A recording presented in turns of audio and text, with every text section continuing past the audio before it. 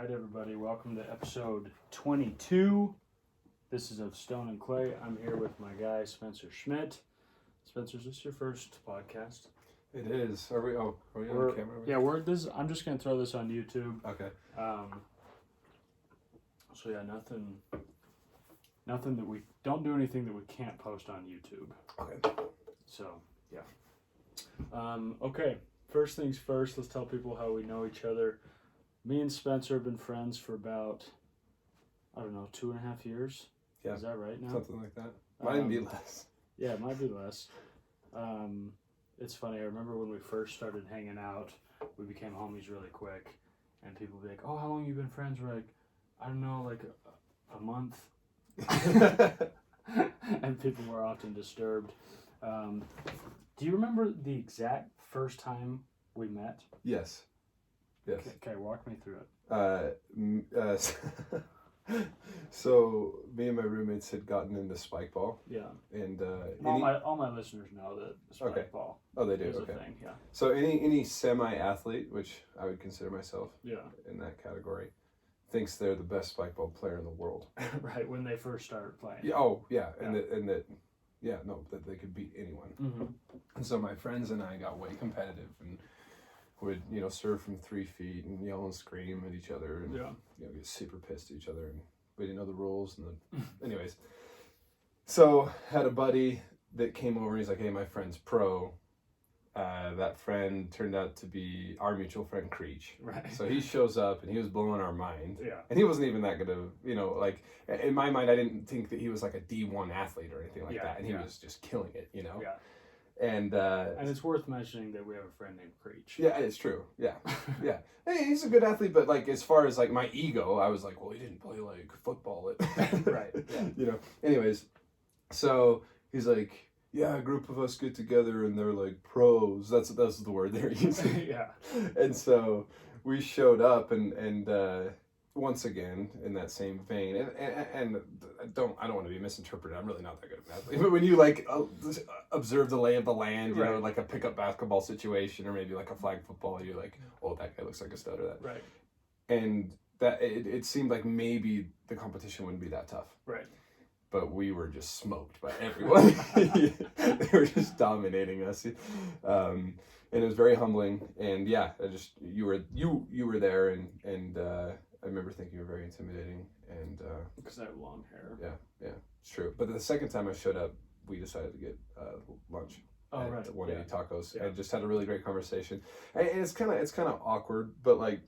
It's almost like akin to like a good like first date with a girl. We're like, oh, we've got great conversational chemistry. Like we're gonna have a good time getting to know one another. Yeah, and just like on a good first date, you're like, oh, I'll probably see this person again. Yeah, yeah, exactly. But when it's another guy, it's so much easier because you're like, well, gosh, I hope he thinks I'm attractive. All you care about is that, oh, he's a good hang. Yeah, like I like talking to him. I'm sure we'll hang out again. You're not like, I just wonder if we'd be perfect together. Yeah. And it's funny because then we realized, and at the time I started getting obsessed with spike ball. Yeah. So I think that also amplified how often we were seeing each other. Yeah. And then, I've had this happen before. I have a good friend named Sean, similar type thing. Mm-hmm. And this is kind of how it is for me. I think everyone's a little bit different, but I'm super extroverted. Yeah. And I make quick, fast reads, and I'm very decisive. Yeah. And like if I like someone, then usually it moves quickly, right? Male or female, right?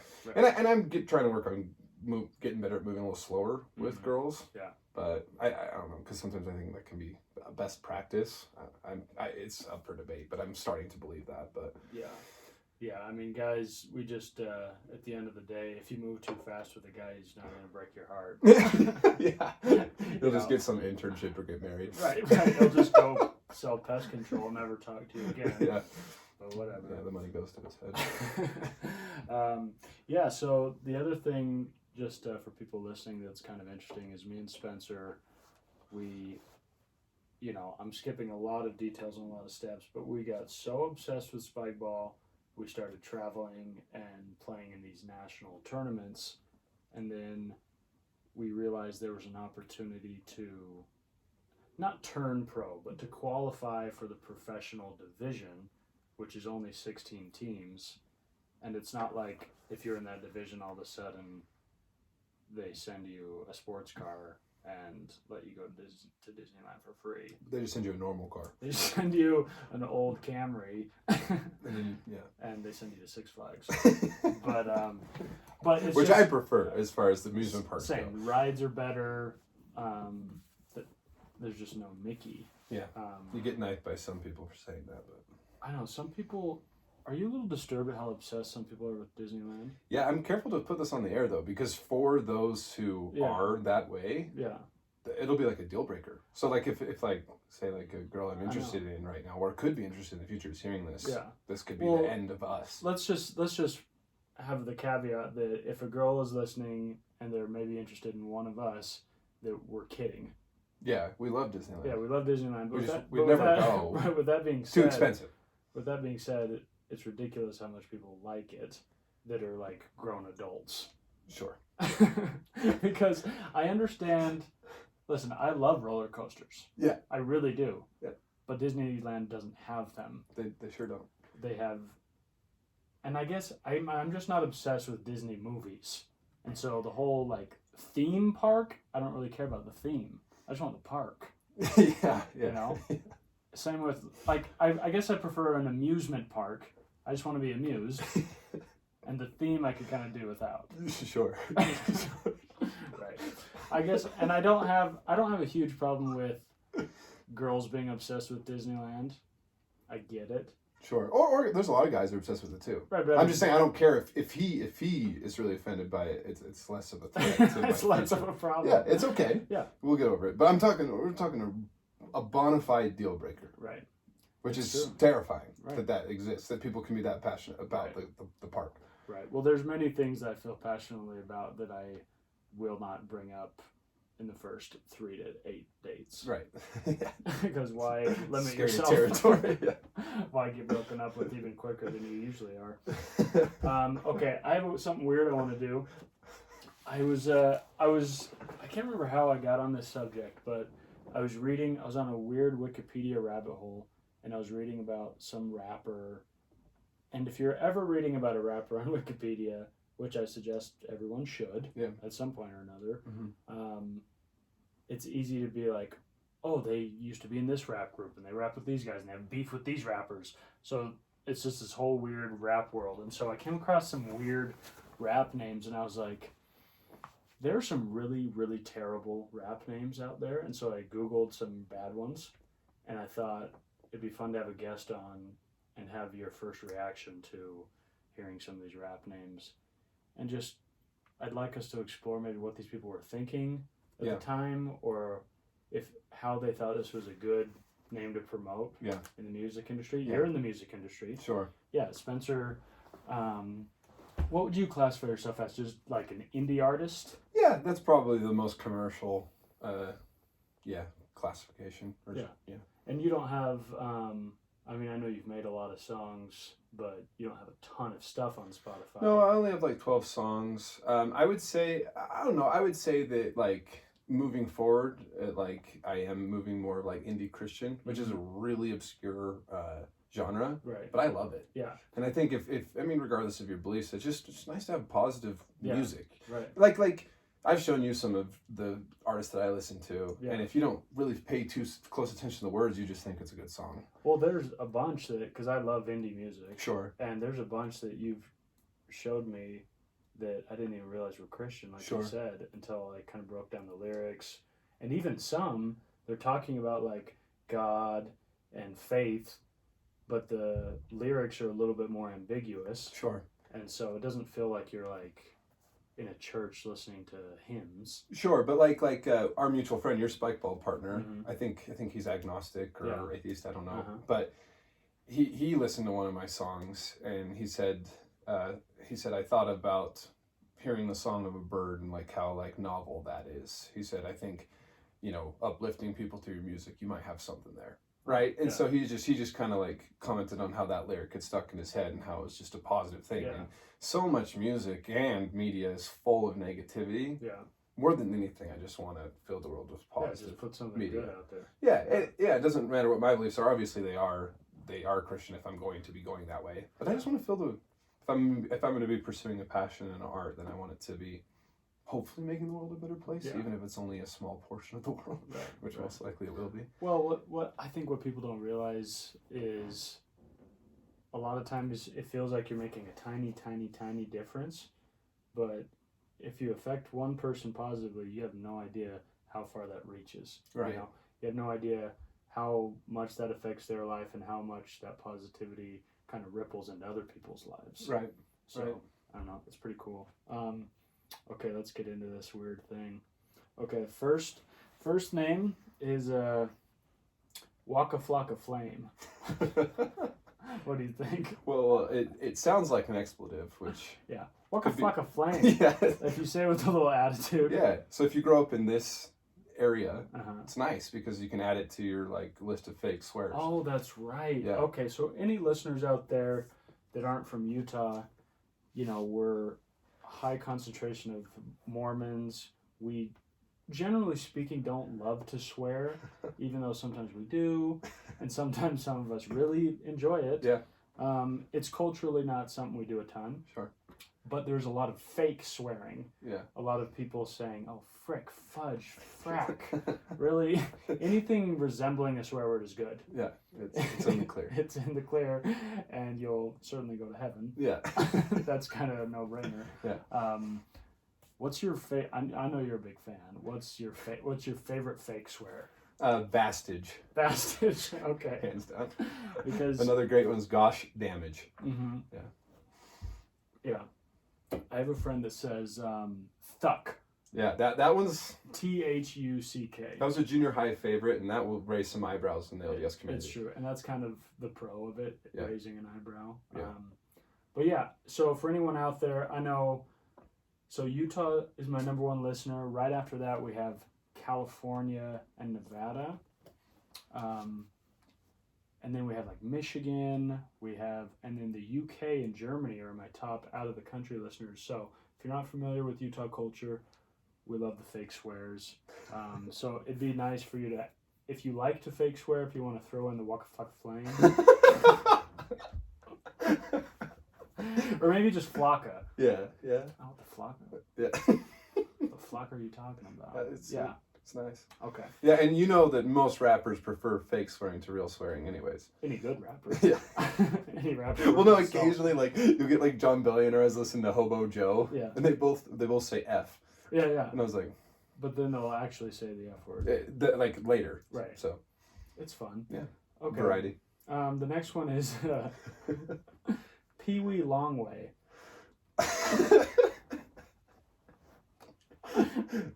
You can't make this stuff up.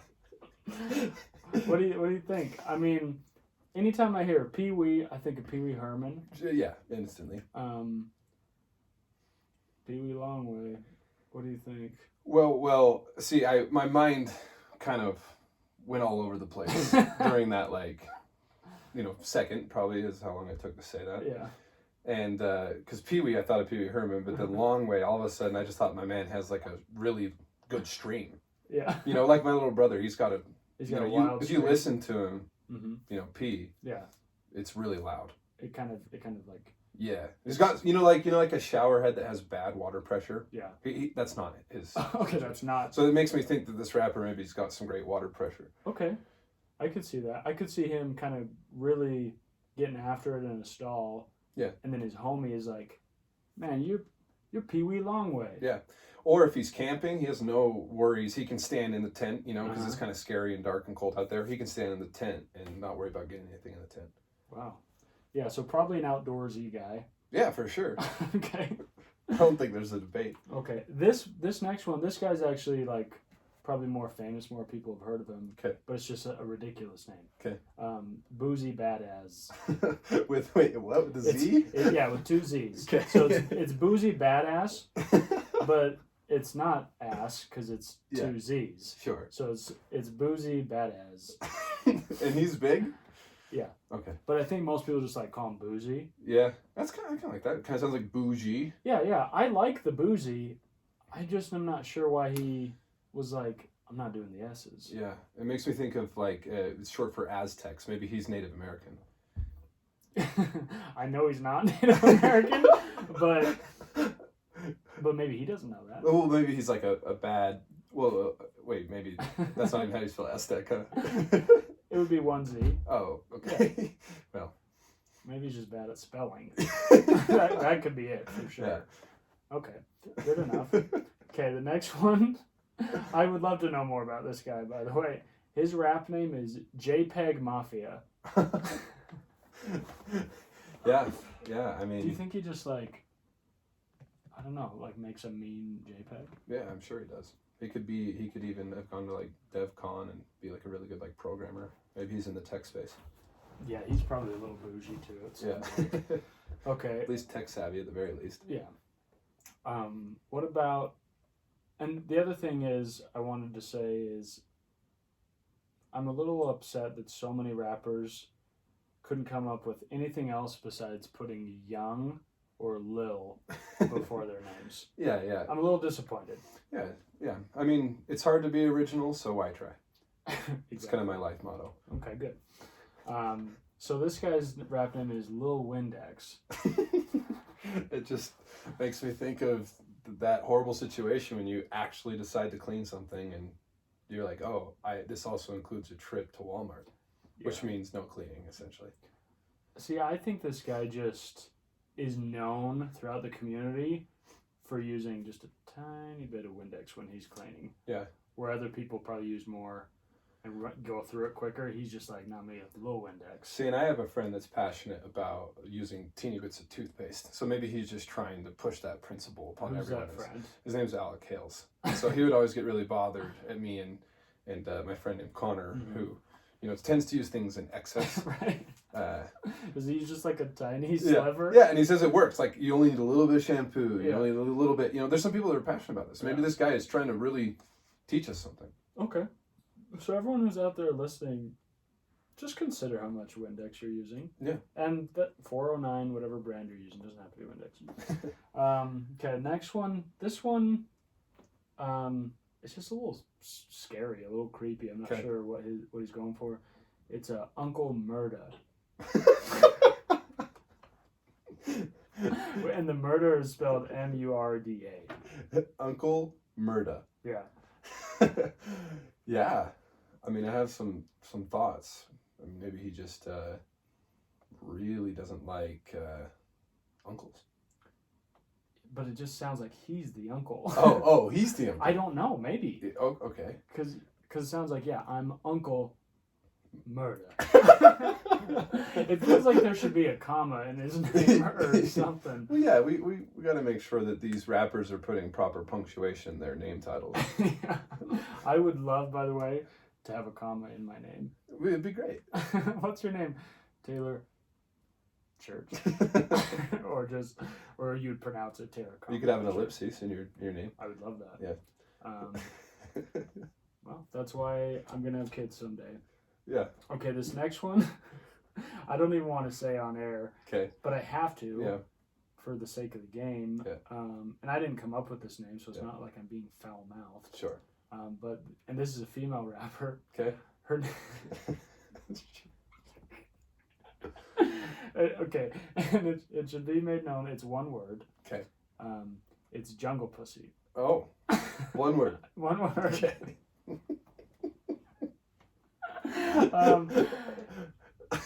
Next. there's no. Yeah. There's nothing. Okay. The next one is Pooh Man. No. Yeah. POOH man. Wow. So maybe he's just a big Winnie the Pooh fan. With that H, it makes me. Yeah, that's very possible. Or. Well, because there's some people that like kind of see the Winnie the Pooh mindset like from like a more spiritual religious standpoint. The whole like sometimes doing nothing is the best thing to do. So maybe he's kind of a Zen guy. Yeah. Maybe he's like a Buddhist rapper. No, I think he's homies with Pee Wee Longway. Because he's the Pooh Man and he's kind of the Pea Man. Yeah. All right. This next one, I don't love the language, but this guy came up with this name. What am I going to do? Yeah. His name is Shorty Shitstain. What? Yeah, dude. I mean, this one, like, a sincere reaction is that they're just trying to, like, shock factor, right? Like, oh, this name will get me somewhere, because people like, hey, have you heard this rapper? Obviously, it's got him nowhere, because I've never heard of it. Yeah. Okay, shout out to Shorty Shit. That's what they call him for short. Yeah. This other one, this guy, I know he had some hits in, like, the early 2000s. I don't know what he's doing now. So he's pretty famous, and I never thought about his name being really weird and kind of creepy until now. Okay. His name is Baby Bash. Woo. Yeah. It's real bad. I think because it's an alliteration, it kind of comes off the tongue nice, but then you're like, wait, are you bashing babies? Yeah. And hopefully he's just like trash talking babies. Which they're easy to trash talk because they can't really do it back. And they're not good at anything, you know. But yeah. I just hope it's not literal. Well, we got to be respectful of babies. They could become great at many things. Yeah. But at the time, they're not as good. Yeah. Well, that's our rap segment. I hope to do more in the future. So I Googled a list of like terrible rap names, and a bunch came up. They were the worse than these, but they were like SoundCloud rappers. Right. And I was like, I want to at least do people that people know of and actually have some sort of career. But shout out to all the MCs out there. Okay. Now I have some real questions to get into. I know, obviously I know this because we're close friends, but I wanted to ask you what the role of friendship plays in your life, because I know you're a big guy on friends and family. Like you said, you're very extroverted, and you just love people. So I wanted to ask, like, when you think of friendship and your friends in your life, what kind of role does that play in your life? What kind of role does friendship play in my life? Well, for me, like, I think that, like, a good friendship it's priceless, you know? Mm-hmm. Like, I think that every single one of us, like, is looking for that, right? And ultimately, I think the crowning, because I'm going to maybe take a step back and talk about relationships in general. Yeah. But I think that the crowning relationship is hopefully a romantic relationship. And according to my ideals and preferences, I'd like that to be like a committed marriage relationship. Yeah. That's just my preference. But at the end of the day, I think that really comes down to a friendship, right? Yeah. Like the quality of the friendship kind of more or less can be determine the quality of the relationship. Yeah. So for me, like, I don't know, like relationships mean everything to me. So I'd say that the role that friendship plays in my life is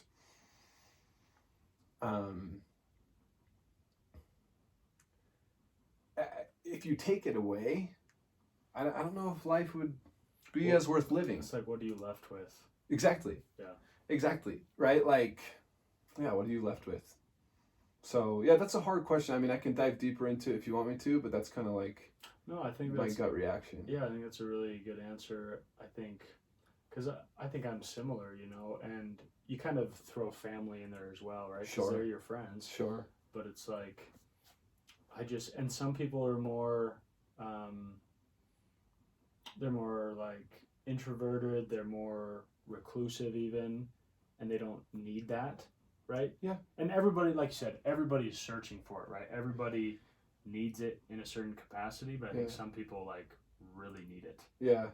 I think one thing that's kind of got my tongue a little bit is that we are on air, you know what I mean? So I don't want to speak as a voice of authority. So maybe if I give the disclaimer that I'm speaking from my opinion, that'll help me speak a little bit more freely. Yeah, absolutely. But like, I would contend that everyone does need it, you know, and that any like substitutes that people use to try and fill that void will never be able to fill what quality friendships can fill. Yeah. Because even in my darkest moments in life, thankfully I've always had a really solid group of friends. Yeah. Like really high quality. And I'll tell you what, for me the crowning sign of friendship is loyalty. Yeah.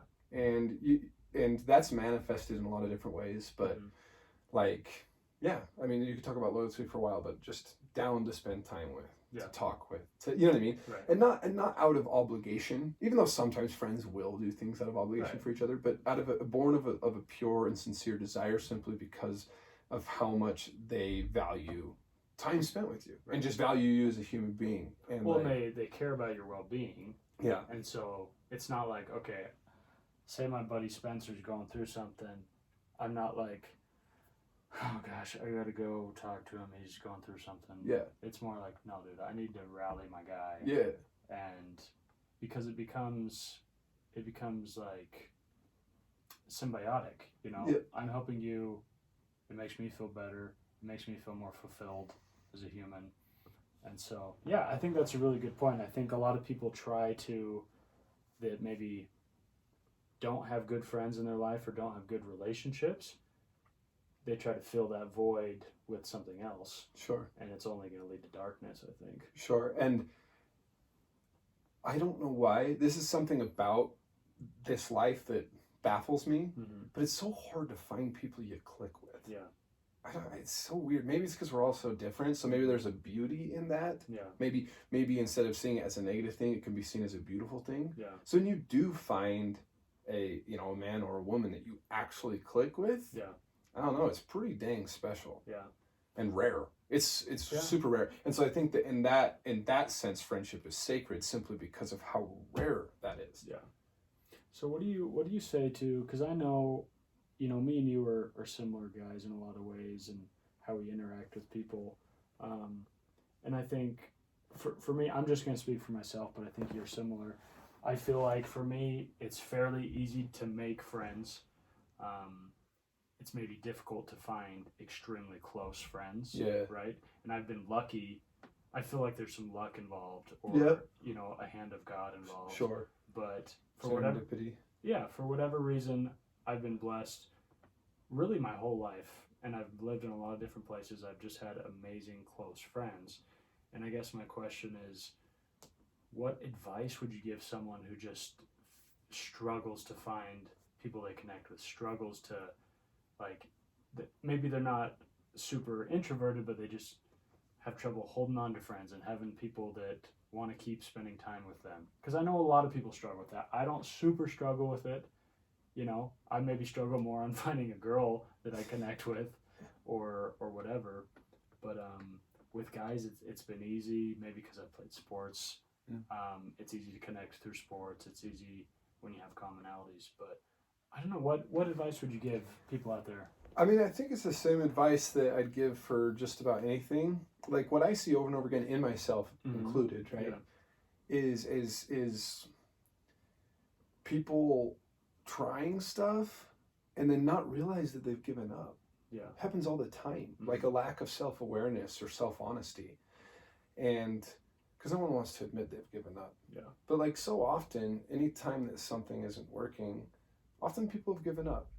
And just because it comes harder to one individual than it does the next, you know what I mean, shouldn't be an excuse, you know what I mean? And because I can say that because I've like done that with things in my life that didn't come natural, didn't come easy. I had to really work hard for them, And like you mentioned, this isn't something that maybe we have to work quite as hard at, but I think that it has such a high price tag, or is so valuable, that I would contend that it's worth never giving up on. Yeah. Just keep trying. Yeah. You know what I mean?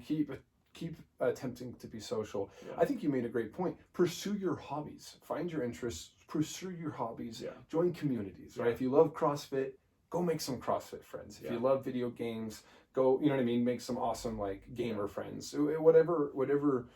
You can find really good friends in your hobbies. I think that's a specific piece of advice. So I would say, pursue your interests, pursue your hobbies, whatever it is. Pursue your beliefs, right? Because commonalities often engender friendship. You know what I mean? Get involved. Yeah. And there's so much stuff. There's so much. It's gotten to the point, with modern day technology and social media and all these different.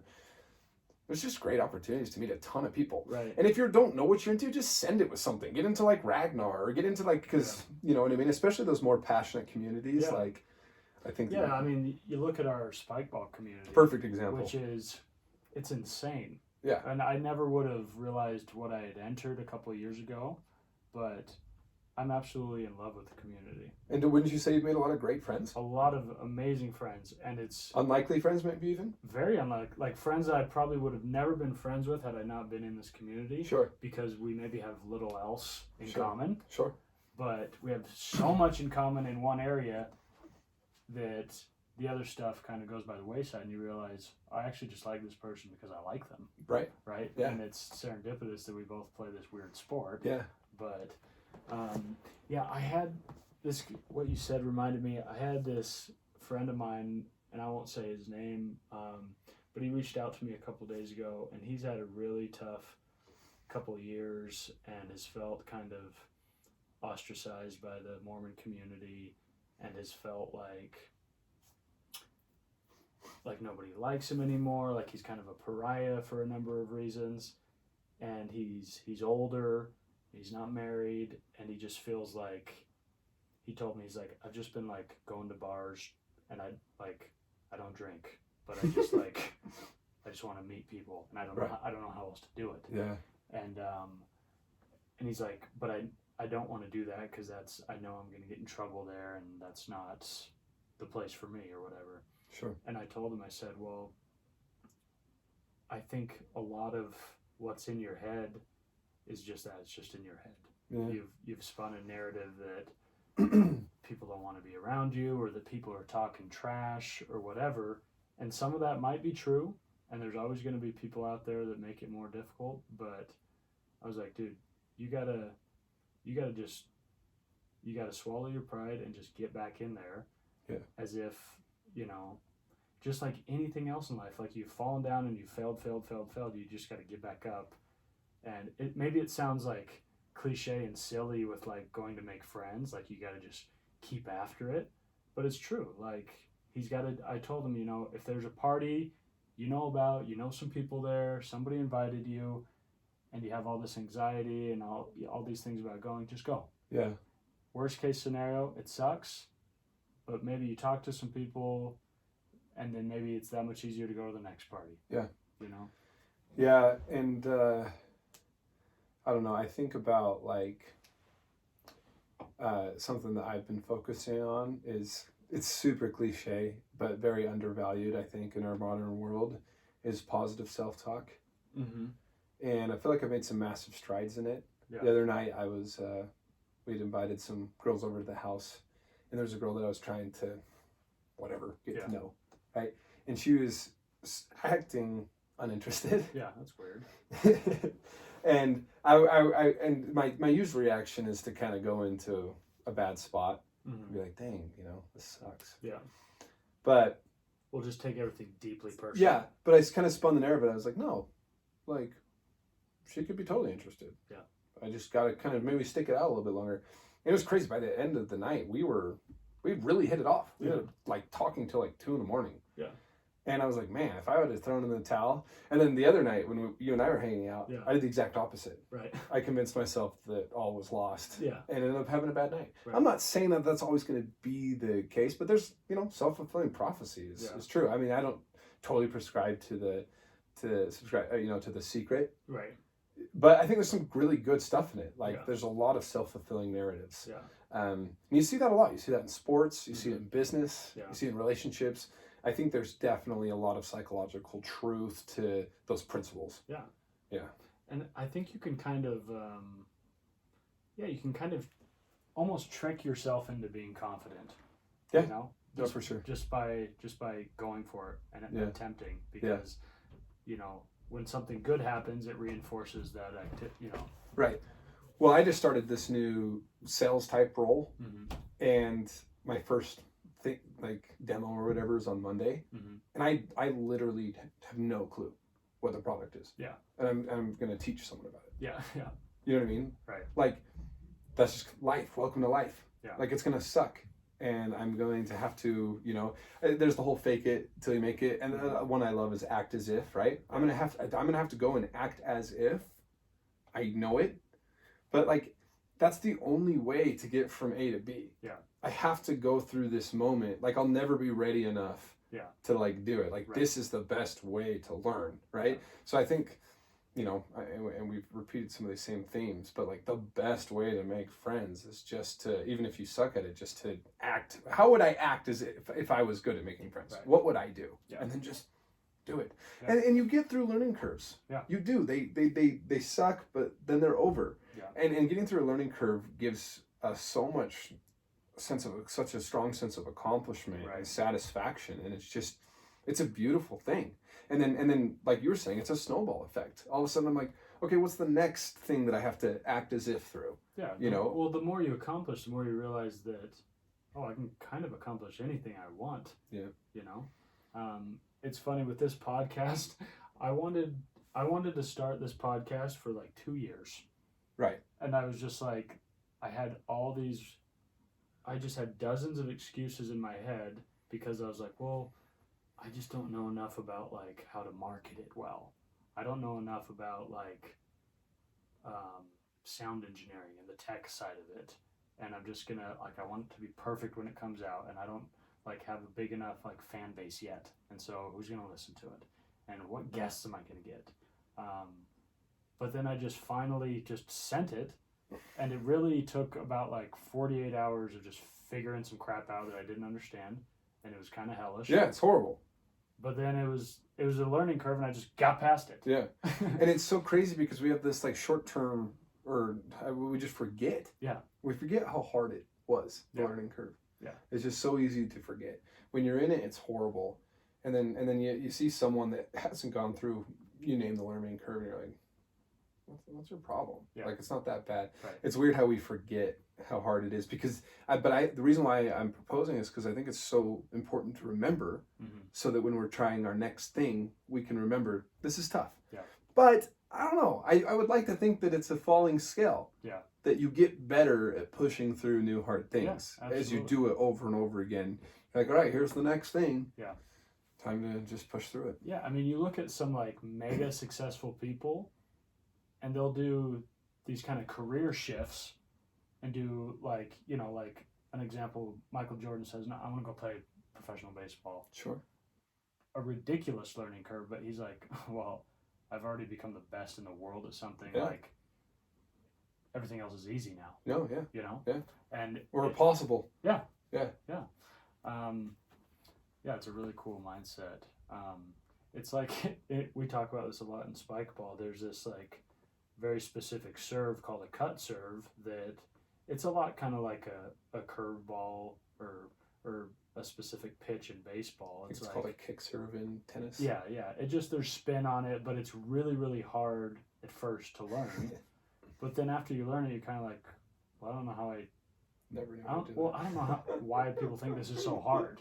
You like forget. You're like, dude, you just kind of do this and do this with your fingers, blah, blah, blah. But then you're like, oh yeah, it took me 6 months. Well, you want to know a classic example of this? Forgetting syndrome? Yeah. A married friend giving you dating advice. Exactly. They have completely forgotten. They are so far removed. Yeah. Like, they'll just be like, well, cool. I mean, are you going to lock it down? Yeah. It sounds like it should work. Right. And you're just like, and then they just, and it's super funny because unlike any other, I don't like comparing it to sales, but it is kind of similar, right? You got your prospects and you do your first, second, third appointments, and then, you know, you eventually go for different sorts of closes. It's like a really long-term sale, right? Yeah. But the key difference is you just need one close, right? And then, you know, if you prescribe to kind of like a traditional marriage method, but like you just need one close. And so I love it. They get that one close, and all of a sudden they become the best salesman in the world. Yeah, like unequivocal voices of authority. Right. It's like, wait, you only made one sale. Like if you really want to get into it, I've made way more sales than you. Just I'm bad at that last big close. Right. I'm good at getting that, like, you know, for people out there that have sold alarms, I'm really good at like getting a really crappy deal where like I don't make much money, but like I get my foot in the door. You know, I get the sell technically. I'm like borderline losing money on it. I like give them one door sensor. Oh man. Yeah, I'm good at those. But yeah, It's funny how people get over a learning curve, get over a hump, and all of a sudden they're masters and they're geniuses. Yeah. And anyone else is just a peon who doesn't get it. Well, see, this is something I really like about this new sport I'm obsessed with. That I've been really getting into golf. Yeah. Is that there's none of that. There's no one-time close experts. Right. You know what I mean? The best. You see Tiger Woods go play a horrible. Yeah. Not make the cut, even though he rarely does that, but not making the cut on like a, PGA Championship or something like that. And you know what I mean? I love that in that you just got to keep doing it day in and day out. Yeah. So I do love, there are certain things in life that are a lot less forgiving, Yeah. but anyways, it's just kind of funny. Yeah. I wanted to ask you, because you are a man who is easily obsessed with things. And I know you've gone in lots of phases. Yeah, I'm a phaseman. You're a phaseman. To use an elide, right? Is that how you pronounce it? Yeah. Yeah. You're an elidman. I'm an elidman. Yeah, so the word elide means to like chop off the end of a word. And so me and my buddies do that. We'll just, instead of saying like, you're a crazy man, you're a crazy man. For whatever reason, we don't have time. It's very 20s-esque. Right. 20s, 30s. We don't have time for that extra A. He's a great salesman. Yeah, salesman. Yeah. But boomers will get it. Shout out to all the boomers listening. Yeah, that definitely know how to listen and how to find this podcast. Yeah. So of all your little like obsessive phases, what are some of your all-time favorites? Like, I know because you sometimes have micro phases too. Yeah, it's true. Like, I know you had back in the day like a Rubik's Cube phase. Yeah, it was big. You had 9th grade. Right. You have like, and this one's always kind of, you have to take breaks and then you come back, but you have your Super Smash Brothers. Yeah, it's true. Right. I'm hoping it's a permanent Okay. end to that. Yeah. You have, you want to be done? Yeah, I'd like to be done. Okay, just because it takes over your life? Yeah, it's just it's just I'd rather spend my time doing other things. Sure. Yeah. Yeah. And it's probably, Super Smash is probably one of those things that okay, I might actually have the ability to be great, but then I would have to become a zombie. Yeah, it's true. And play 12 hours a day. Well, like I just mentioned golf. Like that's kind of what's taken over the Super Smash phase for me. And it's more rewarding. Yeah, I'm like reconnecting with my brothers, reconnecting with old friends, going on vacations. It's just, it's so much. I'm getting tan. I'm enjoying nature and the outdoors. It's just so time way better spent. Right. And I'm kind of the same way. Like, I am not as much. I get obsessed with things, but not as heavily and as quickly. But but sometimes people are like, dude, you got to get more into rock climbing because I look like a rock climber. So people are pissed when I don't rock climb. That's true. And as they should be. Almost like Disneyland pissed. Right, but very different people. Yeah. the two groups don't usually get together. Yeah. But and I always, like, the thing is, I've been rock climbing like 5, 6, 7 times, and I enjoy it, but I'm like, I have too many hobbies that I'm crazy about right now that take up a lot of time. I don't have time for a new one. And if I do have time for a new one, that means I'm crazy about it, and it's just taking priority. Right, and that's where I'm at with pickleball right now. Okay. Because I've been getting pickleball invites from you and your friends. Yeah. And I'm like, ugh. Like, this is dangerous territory for me. Yeah, it's kind of a gateway sport. Oh yeah. No, it's before you know it, you're playing tennis, and you're in a country club. Well, even with pickleball, I could fall off the edge of the planet in an obsessive tear. Yeah. And I'm just like, I don't know if I can afford one of those. Right. I'm on one right now with golf. I'm still kind of on the, like, I love pickleball, but I have friends that play like 6 times a week. Yeah, that would be me. Right. Yeah. And I play like once, sometimes twice a week. Yeah. Because I play spike ball like crazy. Sure. And I travel for spike ball. And I'm like... And I still play a lot of spike ball. Right. And I'm like, can I also... I can't play pickleball 6 times a week and spike ball 5 times a week and basketball 4 times a week. Yeah, you play a ton of basketball. Yeah. And so it's like... And I hate to be repetitive, but I don't have any kids or wives. Wives? No, not Speaking of Utah. Not a single one, yeah. Yeah. Shout out to Utah. Yeah. But so yeah, it's like, and when I get married and have kids, like I'll probably have to scale back on Make a certain huge adjustment, hobbies, yeah, you know. And so it's like, it's tough because I feel blessed that a lot of things interest me. Sure. And it's easy to become engulfed in a fun activity, but there's just only so much time in a day. Yeah. And unfortunately, I also really like TV and movies. Sure. Yeah, no, I'll get hooked on the series easy. I really wish I didn't. Yeah. There are people that are like, oh, I don't like TV. And I'm like, I wish I didn't. See, I kind of go back and forth on this. Yeah. Because, like, think about how fun it is to discuss TVs and series. I mean, movies and series. Yeah, yeah. And how bonding it can be. Yeah. And, like, all of a sudden there's just this bond. Like, if someone gets The Office. Yeah.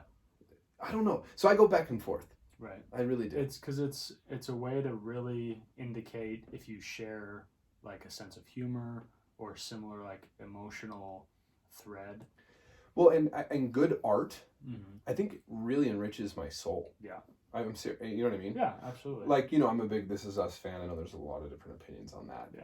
But, like, I'm really glad I've got that in my subconscious or whatever. You know what I mean? I'm really glad it's in there. Yeah. You know?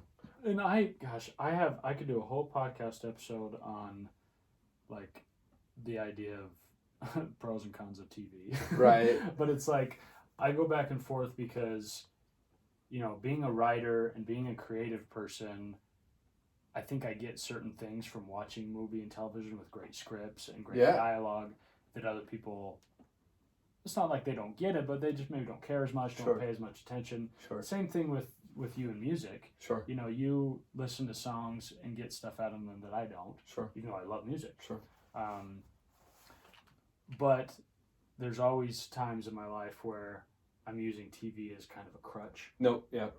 Because there's a line. Because I would rather watch a show and turn off my brain than either do something that might be hard. Yeah. Or do something where I have to kind of open my mind and face things I don't want to deal with at the time. It's kind of like a drug. It really can be. But it's not, I don't think it's like, you know, as insidious as a lot of things. Sure. But it's like, I just know at the end of the day, if I want something to zone out for an hour, it's there. Yeah. If I want to watch The Office or, you know, something I've seen before, I know it's good, I know it's funny. Yeah. I know I can turn off my brain. Well, you know what kind of media is Insidious? The movie Insidious. Very much so. Yeah. People that watch that will just keep watching it. Yeah. And on louder volume. Yeah. Much to the chagrin of those around them. It's pretty heavy content. Yeah, not a fan. But one thing I was going to say is I think I actually feel that somewhat similar that I do to video games. Mm-hmm. Because I have like great memories with like Zelda Ocarina of Time and like the Donkey Kong Country series from Super Nintendo. Yeah. Because of my memories with my little brothers. Right. And I know you're not a big sci-fi fiction guy, but I have some of the best memories watching Stranger Things with my homies. Right. It was just such an amazing experience. And watching Avatar with your sister. Yeah. Like it, you know, and you know, heck, we've watched some great series together. Yeah. And so I think that if it stays social, it stays healthy, it stays casual. Right. You know what I mean? But yeah, when you get into solo watching just to numb out, I think that's a totally different category. And we've all been there. Right. It's just it's hard. I think especially, I don't think it'll be as big of an issue when like I'm married, but like I live by myself. Yeah. And so sometimes it's like I have a long, hard day, and I also don't do super well at just falling asleep quickly. Sure. So it's easy to throw something on. Yep. And I'm not here to demonize television. No. Even though there's plenty of demonic content. But it's just, it's an interesting topic, I guess. Yeah. But and the thing is, like with video games, I had a ton of fun when I was really young, like playing old school video games. Like I was way into like Game Boy back in the day, and my cousins were obsessed with all the Super Mario and all the old school Nintendo games. But because I wasn't like an early adopter of certain like game systems, I never got super into certain games that a lot of guys did. And then I just got behind and just sucked. Yeah. And so I don't want to do it. And that's how I feel about basketball. I love basketball, but I feel the same way. Like during that really key developmental stage, I wasn't participating. Right. And I'm not like I'm not down to just like go play video games 5 hours a day to catch up. Yeah, that would not be worth it. And honestly, yeah. I feel we've talked about this a lot, but I feel similar with basketball. Like I'm a good enough teammate where I'm at. Yeah. Like, man, I don't want to go look up YouTube videos and work on my post moves. Right. Like look up ball handling drills and shooting drills. I just to like up your scoring average in a rec league by 4 points. No, seriously. Yeah. But go off once a season.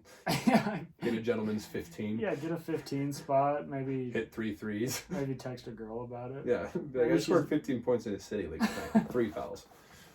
There's this little Dicky song where he says, "I have several rec league MVPs." Yeah, he's just kind of. I would be deeply proud of him though. Oh, like if I was on your level, that's something I would hold very high on my personal shelf. Yeah, I this might be really sad because for a lot of my life, my whole like goal and purpose was to be good at basketball, right? And I never got as far as I wanted to, but probably my crowning achievement, and this will probably sound very sad to a lot of people, but I think my crowning achievement was, and this is a weird like thing they did, but I played in these UVU intramurals, and they started doing an all-star team for intramurals. They just had like the refs, and they just had the refs vote. The refs voted? The refs voted. That's awesome. And so I was like, well, it's not like the refs have skin in the game. Yeah, no, refs could care less sometimes. Right. And so it was kind of funny. I got this email saying I was like on the all-star team, and it was pretty cool because I played in an all-star game, and I was like, dang, I've always wanted to play. Like I was good in high school, but I wasn't amazing. I didn't play like on the all-star team or anything. And like most of those guys, you could tell in the all-star game were like probably played college somewhere or could have. Sure. And so it was cool to like hang with them, and like I think I scored like 25 points. Wow. And I mean, it was an all-star game where that's more points than I've ever scored in my life. It was like, the score was like 120 to 118 or something. Yeah. But it was cool. You guys are looking like the Suns right now. Yeah, exactly. Okay, I have another question. This is a little heavy, so feel free to deflect or pass. Yeah. No, I wanted to, and we've talked about this, but I don't think we've talked about this in super depth. But I wanted to know, and if you don't want to talk about it, that's fine. But I wanted to know kind of how, when your sister passed away, how that kind of has affected you going forward. Yeah. Because I met you when I think she had passed, like it had been like a year or so. Yeah. And so it was still, kind of raw, and we talked about it, but, and I know kind of your family's journey, because I know your family really well, but I guess I just wanted to know how that, of course, the initial impact, of course, it's devastation, it's tragedy, but from then forward, how did that kind of affect your life? Yeah. I'm going to answer this super candidly. So have you ever had something that you feel like should have affected you more that didn't, or vice versa? Something that shouldn't have affected you as much, but it did? Yeah. It's funny, most people would think that my life is pretty cush. Yeah. But it's not fair, therapists talk about that all the time. Yeah. Like looking at our lives comparatively isn't fair. Right. Because you got people that live great lives that, end their lives or go through really dark depression stuff. But, whether you call it a higher power, providence, whatever it was, I just think really gave me the gift of peace in regards to her passing. Mm-hmm. It was devastating. Yeah. So just quick background. She was hiking. She fell off a cliff. It was 50 feet of about 75 degrees and 50 feet of 100 degrees. So we're hoping that it was death on impact, right, for her sake. Yeah. And then we looked for her forever. I personally was up there for a month. I turned into bona fide mountain man, you know, like had a pretty thick beard and was learning how to rappel and stuff. And obviously the first week was the most intense. Right. And the hardest part of that first week was going home to sleep at the hotel at night. Yeah, because you're like, I should be out there still, but you gotta sleep, or you're worthless. Yeah, that was hell. Right. So there's I think a large part of why I maybe feel this way about it being like, you know, receiving gifts of peace or whatever is because I think I've tuned out a lot of the pain. Yeah. And I've recently re-explored that with therapists because I think it's advisable for, you know, if there's any listeners who have experienced a death of a close loved one, I think it's good to start explore therapeutic analysis and solutions, and you know, and they've helped me kind of realize that I have tuned out quite a bit. You know, like for example, when she was found, she did pass away by a bear's den, and so they did find scattered remains. So you like hope that took place after death. You know what I mean? So there's a lot of dark places that one's mind can go. Right. So it's easier to just kind of... Yeah. One thing that I left out for those listening is 4 months later, she was discovered by a dog team. Her remains were discovered by a dog team. And after a month, I, you know, stopped looking for her body, right? Even though it was very hard, it just, as you get to the point to where you're like, you know, we're looking for a body, which is very important. Right. But is it more important than keeping my job and still graduating? And your sanity. Yeah. Yeah. Right, you know. And I made the decision that it was more important to return home. Was your whole family out there that whole time? No. Yeah. That was me and my dad. My little brothers were on an LDS mission, which was very hard for them. Right. Talk about killed. Yeah. They're not even there helping. Yeah. You know. Obviously, they weren't forced to stay out there. They could have chosen to come home, and that was a very hard decision for them. Yeah. Anyways, so yeah, because I had it's funny, she would, I don't know if she would stand by this, but there was a girl where we had a date set to get married, a tentative date for August, and she even later told me that after we'd broken up that she did want to get married at one point. Yeah. And we ended up calling it off. And that threw me into a dark place for like 6 months. Yeah. So that was one of those where I reacted worse than you would think that you would. And then in this one, I reacted a little bit better than most people would think that you would. Well, I think, and not to cut you off, but it's just real quick, it's like with your sister, you had like, there's nothing more you could do. Sure. And none of the onus was on you. Sure. Right? With a relationship ending, it's easy to torture yourself. Sure. Sure. Yeah. Yeah. And I did feel a lot. I felt like I made some mistakes that led to that breakup. Yeah. But yeah, and without getting, you know, I don't want to get over religious, but I just think that I'm a strong believer that sometimes providence just gives us gifts. Yeah. You know, there's some people that just have the gift of just loving people. Right. Some people that have the gift of cheer. Mm-hmm. Some people that have the gift of determination, of resilience. Yeah. And I was just given the gift of peace. Yeah. I have a belief in an afterlife. Yeah. And I have a belief in what some people call like a sovereign higher power or a sovereign God, which means that that entity does what's best for us. Mm-hmm. And yeah, it's actually one of the things I'm the most grateful for. Yeah. Is that it was that gift of peace that I received in regards to her death. Wow. And one thing that's really beautiful is we were, you know, as a musician, we were in a duo, her and I. Yeah. And so we have these songs where she's singing and where she's, you know, and when I'll mention one song in particular, we wrote a song before she left on an LDS mission and we never finished it. Yeah. After she passed, I finished it, and the lyrics are singing about her leaving on a mission. Yeah. But now they're talking about her going to another life, you know. Right. And yeah, so there's some really beautiful gifts that we were left with. Yeah, I just have a lot of peace that a sovereign higher power knows what's best for me and for her and for our family. And I have a lot of peace about that. And I also have a belief that the next life's pretty good. Yeah. So, I mean, what do you want for your loved ones? You want them to be in a good spot. Right. So, yeah, I have a strong belief that she's in a good spot, which is awesome. Yeah. You know? And she was going through her own struggles Right. here, right? Like we all do. Yeah. So to think that maybe she's even in a better spot than she was, Yeah. that's really cool. Yeah, it's really comforting. Yeah, but yeah, I'll have moments where I lose it and fall Sure. into depression and sadness and grief and anguish. And, But you feel like you're addressing those more head on now? yeah, and maybe re-exploring some of the things that I had kind of tuned out. Yeah. But yeah, and you kind of maybe coming full circle, right? Like, I know how to go through really wrenching things, you know? And so I'm hoping that the next devastating thing that happens, because something heavy and hard will happen to me, that I can learn from this. Yeah.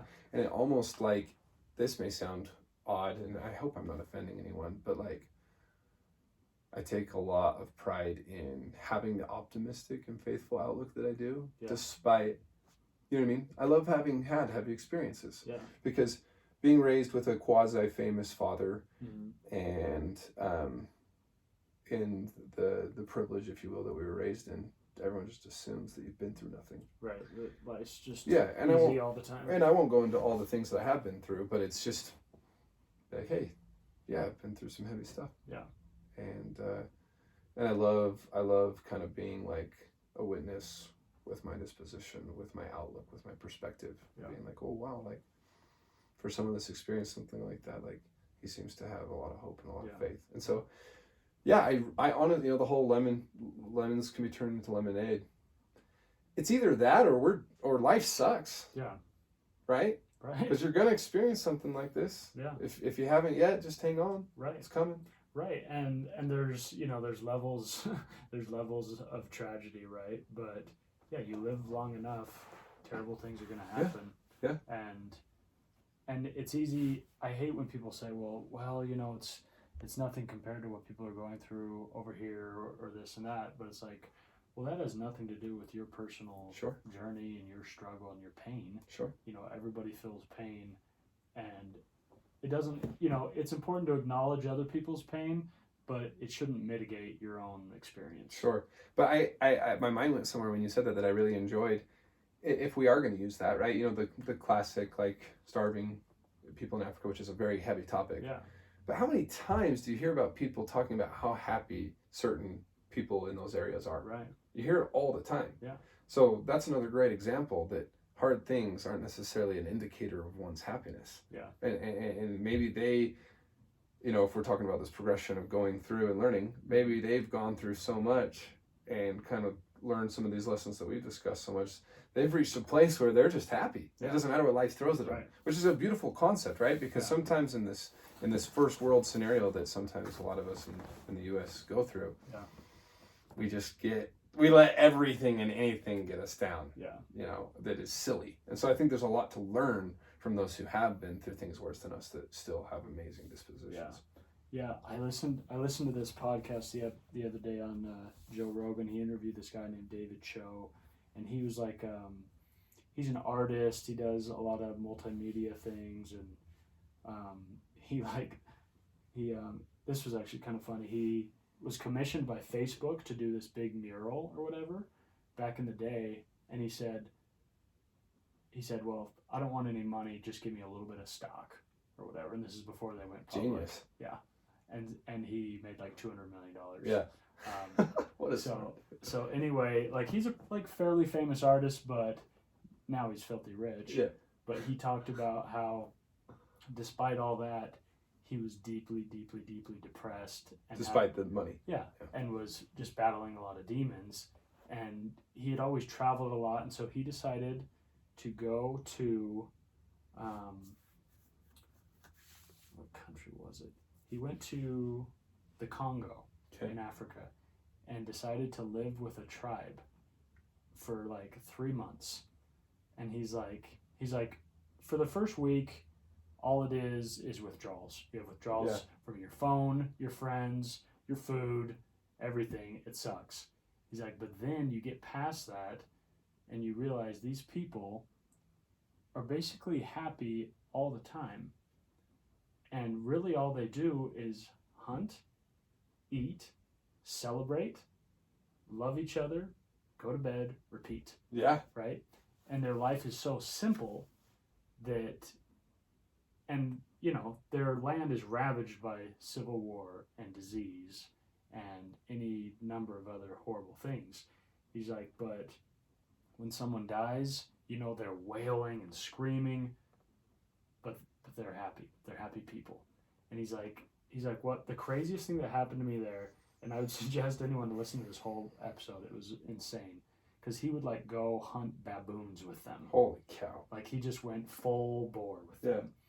And he's like, and the cool thing I was really excited about, I brought all this art supplies because I wanted to teach the kids how to paint and draw and stuff.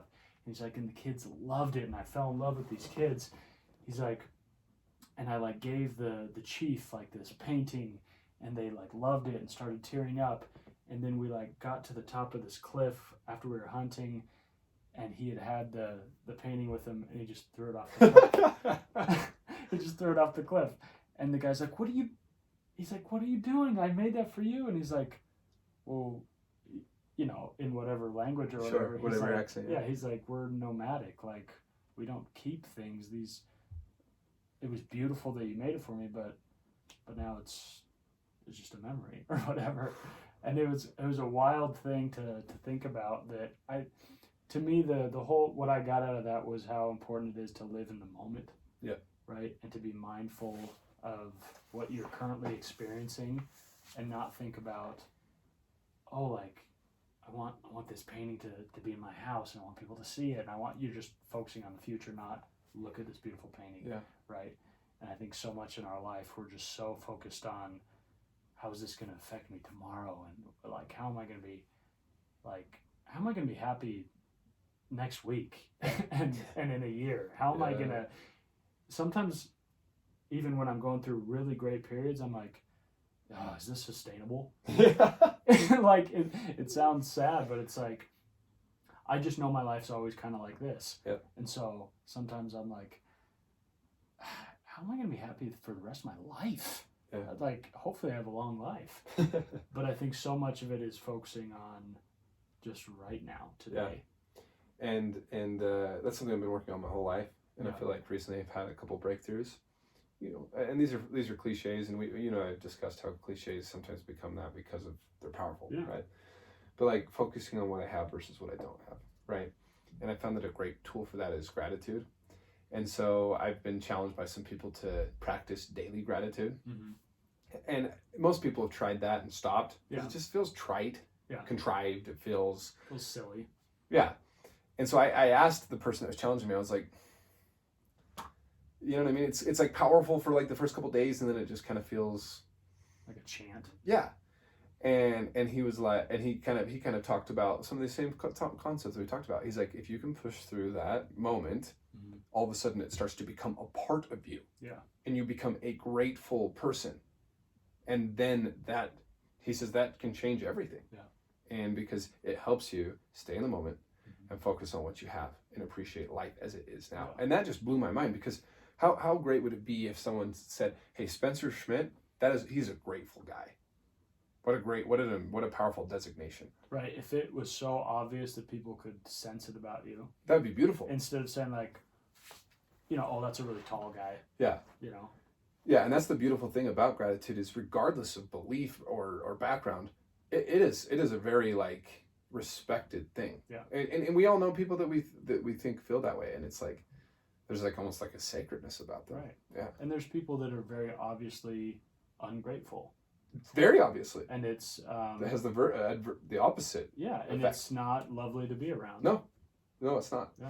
And it's just beautiful. It's so incredibly attractive. Yeah. To be around a grateful individual. And I think some people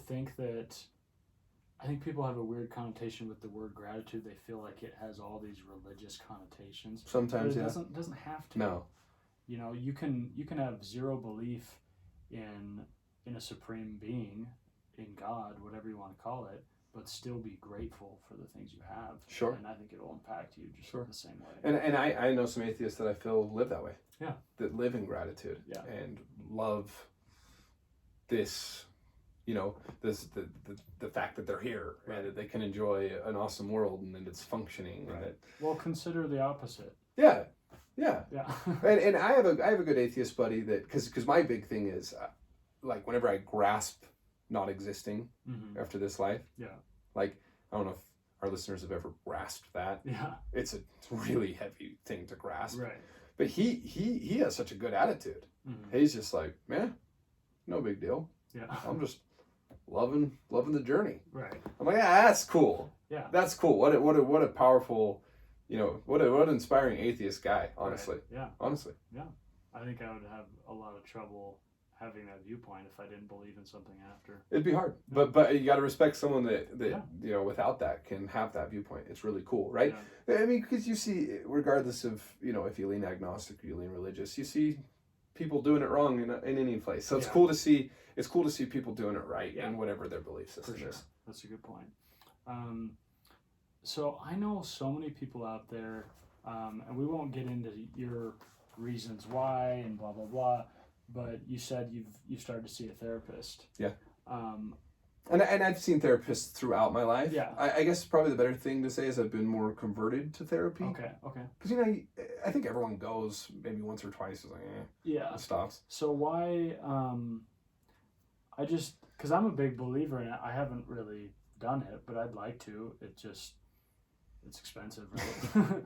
But I think a lot of people would really, really, really benefit from it. I couldn't agree more. And what would you say to people that are kind of like, I should probably go, but I don't know. I just feel like they're not going to be able to help me or understand me, or like it's just too much of it's too hard. Yeah. As a recent convert, if you will, I don't feel like I can express this as eloquently as I would hope. I would say maybe go listen to like a Brene Brown or something like that. But I see therapy as, because we spend so much money. We spend money on the gym. We spend money on trying to eat healthy, some of us. Or, you know what I mean? These are all sorts of different investments. You know what I mean? Like I spend a bunch of money on golf, Therapy is an investment in yourself. Right. In like self-improvement. Yeah.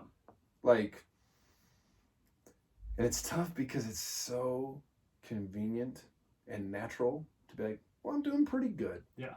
Right? Yeah. That's what most human beings, it's so easy to do that. Right. Why? Like I think that's sad though. Why not be self-honest? Yeah. And then start to address some things that are eating your lunch. Yeah. Let's go work on them. Yeah. And it's amazing because all of a sudden, in my experience, I'm like, whoa, this was a huge deal and has been my whole life. Yeah. And I would have been unaware of it and it would have plagued me the rest of my life if I would have just never had the humility to go and decide to work on myself. Right. So I think that's the biggest thing is self-honesty, is to really, I think as a human being, right, chances are you've got your demons. Right. And you do, and I think some people think, well, dude, I'm good, I don't have demons. But you might not have what you think are demons, but you have reasons why you're doing things. Right. And there are often things you shouldn't be doing. Yeah. Or they're not healthy for you. They're not healthy for people around you. Yeah. And maybe demons isn't the right word because especially if we were trying to persuade someone to go, right. You'd want to use a lot more of a soft word, maybe like struggles. Yeah. I don't know, stumbling blocks, issues. Yeah. To think that you have yourself figured out, right, and psychology figured out, and that you're living your best life. Yeah, it's pretty kind of naive. Yeah, it's really naive, and it's really presumptuous. It is, and presumption gets people in trouble. Right. It's gotten me in a lot of trouble. Yeah. Whereas I think having a humble, malleable, soft, open mind. Oh man. Because we've all been there when we learned something that was different than what we thought it was, and it's like, whoa, freak, and then it's like, man, like, or I think it was the astrophysicist that you showed me. It was like the more I learn, the less I realize I know. Yeah, like I think that's a beautiful ideology. Yeah, and so ideal. Yeah, I think it's just such a great way to live life, and it's so hard. I have to do it over and over again. I have to re-humble myself, reopen my mind, reconsider that I might not have it figured out. Right. You know? Yeah. And every time I do, I never regret it. But sometimes I regret the opposite. Well, it's probably in the initial stages, it's kind of like an emotional boot camp. Yeah, it sucks. You know, because you're like, okay, I don't want to talk about this thing that makes me cry and makes me like confront or feel shame. Yeah, yeah, and I'm saying it to some weird stranger. And I think I've talked to a lot of people that have struggled because they haven't found the right therapist. That's a real thing. You know, because you want someone that, even though they may be very, very qualified and very good at their job, you just might have a poor connection. Yeah. Right? And that's going back to our friendship discussion. Yeah. It's really important to find, and I think that's key. Yeah, you got to find someone that you're like, oh wow, like I really like this relationship. Yeah. And therapists are akin to maybe dating, where you're like, man, I should like this person. Yeah. I just don't. Right. Everyone's like, well, why don't you? They check all your boxes. You're like, and that's a whole different topic that drives me crazy. It's like, look, I just don't. Yeah. I don't need to explain to you why I'm not feeling with this individual. Yeah. Right? And I don't need to explain to you why I am feeling it. We've all been there. It's just either I'm feeling it or I'm not. Right. And I think it's similar with a therapist. Yeah, that's a good point. I have a good buddy that got divorced a few years ago and just kind of recently started doing therapy because he kind of realized, like, I'm not okay. Like, I kind of have been pretending I am, but I got a lot of pain and hurt from this broken marriage. And he told me, he's like, dude, I should have been doing this all along. Yep. And I think along those same lines, like, I think the first step is like here's another cliche, like, it's okay to not be okay. Mm-hmm. Right? To be like, because I think that sometimes people like have been like avoiding self-honesty for so long, then all of a sudden it does lead to shame. Mm-hmm. And it's like, I think the first step is forgiveness. Self-forgiveness. It would be associated with self-honesty. Forgive yourself for not having taken care of yourself. Yeah. It's okay. Right. Few people do. And then I think it's kind of cool, like, if you're like your buddy, you take that big step towards self-improvement, realize, like give yourself some credit. Like, that's a huge thing. Yeah. You're in the minority. Congrats. Right. And I'm sure it bleeds into other aspects of your life. Oh, totally. Because, just like we were talking about before, you just gain momentum when you're doing positive things. Because you're improving your mind, all of a sudden you want to improve your body and you want to improve your habits and your ambitions, and it's just. And I don't want to speak too authoritatively, but I would argue that everyone's seeking some sort of therapy. Yeah. Like you talked about, let's go back to the binge solo TV watching. Yeah. You're seeking some sort of self-soothing, soothing, some sort of therapy, medication. Right, because you say kind of jokingly, oh, it's therapeutic for me, right? Yeah. But it's like, is it? Yeah. It's just what you're seeking. Right, and so, like, I would argue that you can kind of you can pick. Yeah. You know what I mean? Do you want, like, real therapy, or are you going to keep kind of turning to your less productive forms of therapy? Right. Yeah, it's one of my favorite authors that I quote a lot, David Foster Wallace. He talks about, in this commencement speech he gives, he says, no matter what you believe, don't fool yourself into thinking that you don't worship things. Sure. Like, you can worship a god or not, but there's many of us that worship money and our own bodies and intellect and power, politics. And, there's endless things you can worship. So try to worship something good. Yeah, that makes your life better. Right, because I just think you're being dishonest if you're saying, well, I'm not going to worship anything. Yeah. You're going to. Yeah. All right, I want to wrap this up. I wanted to ask two last questions. First question is, because you've been through a lot of stuff, like you said, and I think you've had great experiences, and I think you do such a good job at helping people get through things, even if they're completely different experiences than yours. Sure. You just have a great way of empathizing with humans. So my question is, what kind of general, and you've given some great general advice already, but what advice would you give to like a 21-year-old Spencer?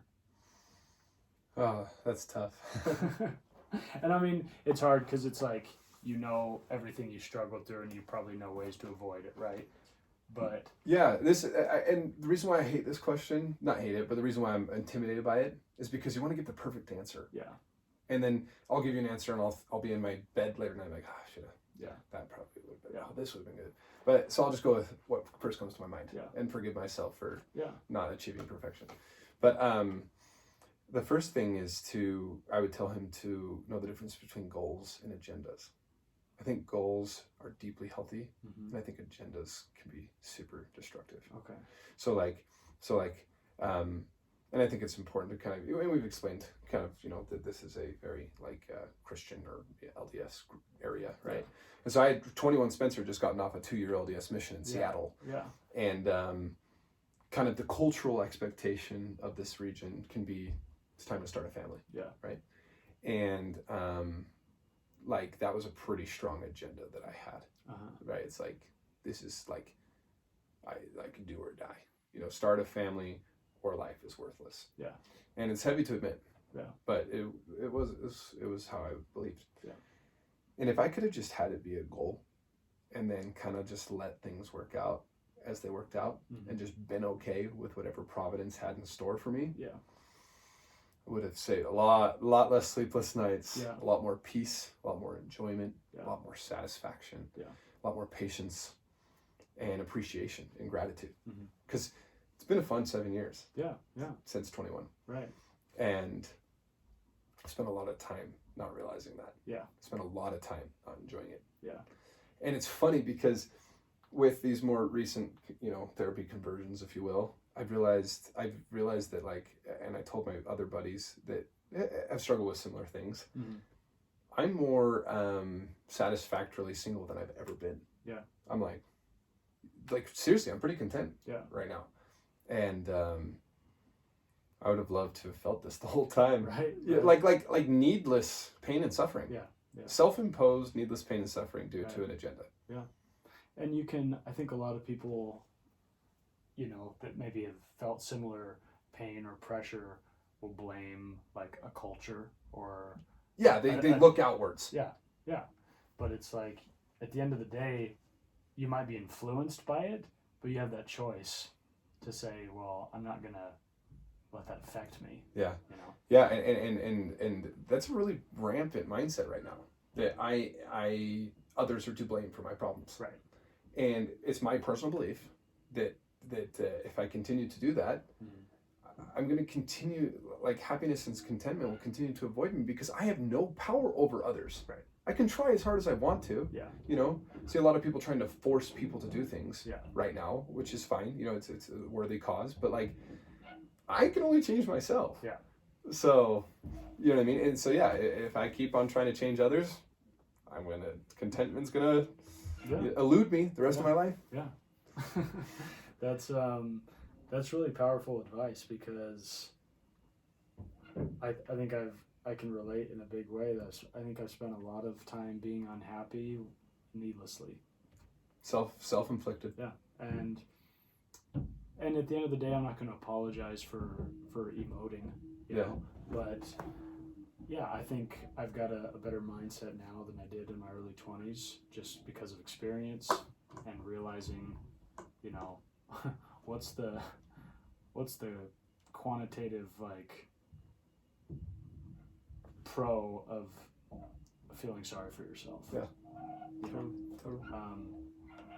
Okay, one last question. I don't know what weird noise we have going around. This is a question I ask most of my guests. It kind of puts them on the spot. Okay. But you'll do better than most because you know me better than most. Okay. The question is,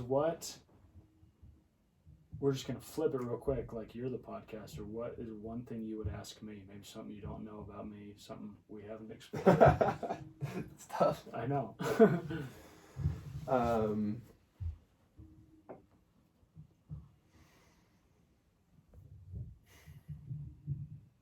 Yeah, I want to ask a good question. While you're thinking real quick, go ahead. Let me tell people, I want people to go check out your music. So how can they find you on Spotify, Apple Music? Yeah, so the artist name is Schmidt, I hate sending them there because it has like some of my older songs. I released my newer ones as singles. Okay. And like with CD Baby, the artist name got kind of divided. Yeah. And so anyways, they can search Schmidt. I will be starting a new band with my dad, who his name is John Schmidt. He's in the band The Piano Guys, semi well-known musical group. And so that I'll be releasing all my stuff under the new artist name Spencer John Schmidt. Okay. So that'll be the new artist name, and it'll be a duo between my dad and I. Oh, cool. So yeah, maybe give it a little bit and go check out Spencer John Schmidt. So will you have, under that name, will you just have your other solo stuff under that? I'll put it under that name as well. Okay, cool. And then he and I will continue to put out new content together. Okay, awesome. Yeah. I guess that since we talk about this a lot, like in our culture, there's a lot of pressure to be in a family. Yeah. And we're not. Yeah. We're the minority. Yeah. In our culture. And it, I would say it definitely defines a large part of our lives. Mm-hmm. You know what I mean? It's a massive part of our lives. Yeah. I guess what I would ask you is, what do you think would make your life so much better if you do find the one? Right. What would be so much better about your life if and when, and we'll say when in this case because we're not going to be naive, but when you find the one, what about that will make your life so much better than it is now? Right. In your opinion? And I think that's a heavy question, because the truth of the matter is sometimes I just feel like there's a monkey on my back, right? Okay. And it's just like, if I can just get married, start a family, start that next chapter of my life, that monkey will be off my back, right? But I think that's a more like superficial look at it. The truth is, I don't know, I just yearn to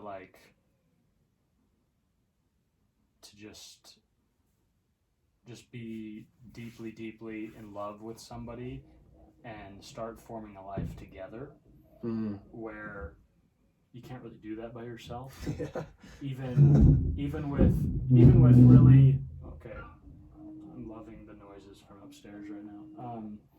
Even with like really close friends, like take me and you for example, we grow as friends, but we don't really have common goals. Sure. You know, even if we have similar goals, like we're living in different houses, we're like not having a joint bank account, we're, you know, I want your success as much as I want my wife's success, but it's different because we're not working at it together. Yep.